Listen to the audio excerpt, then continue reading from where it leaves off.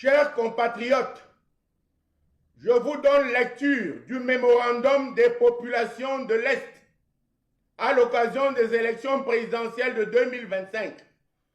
Je précise que je n'y ai participé ni à la rédaction ni à la saisie.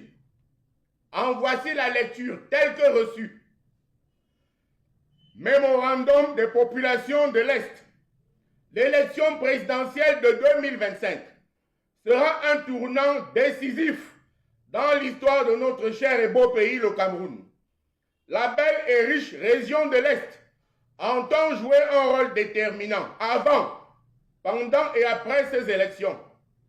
Toute la jeunesse de l'Est, accompagnée par des aînés patriotes, responsables et désintéressés, annonce par la présente qu'elle a décidé de prendre sa liberté envers toutes les formations politiques qui considèrent la région du soleil levant comme un faire-valoir. Dans la paix, nous voulons présenter la situation chaotique de notre région au reste du pays et à l'opinion internationale. Le bilan après 43 ans de règne sans partage du RDPC à l'Est est catastrophique et insultant.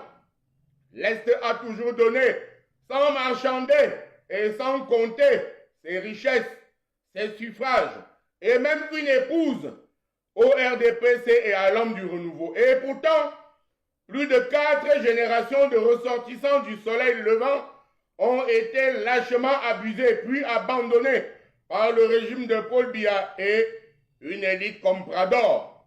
Une élite comprador qui a sacrifié toute une région à cause des miettes et des strapontins.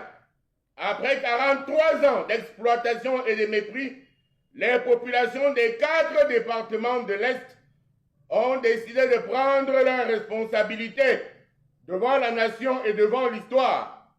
Je cite, « Nous ne donnerons plus nos suffrages aux pyromanes qui ont gravement compromis le développement de notre région et de notre avenir. Nous ne suivrons plus une pseudo-élite tourmentée, égoïste et profondément divisée. Après 43 ans d'exploitation et de mépris, nous avons décidé de prendre notre destin en main. La région de l'Est manque de toutes les infrastructures élémentaires présentes ailleurs. L'Est n'a pas d'hôpital général, pas d'aéroport, pas de société d'État, aucune industrie de transformation de ses richesses sur place, aucune vraie université. Les routes, les ponts, toutes les infrastructures datent de l'époque d'Amadou Ahidjo. Pour nos frères pygmées les Baka, certains parlent déjà de génocide en s'appuyant sur la déforestation sauvage dont ils sont les vraies victimes. Le désert avance à grands pas dans les départements de la Bumba Ngoko et de la KDI, victimes de l'exploitation anarchique de l'or. L'eau y est définitivement polluée et les jeunes, majoritairement déscolarisés, n'y ont plus d'avenir.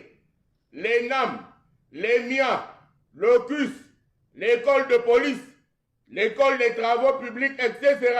sont les écoles des autres.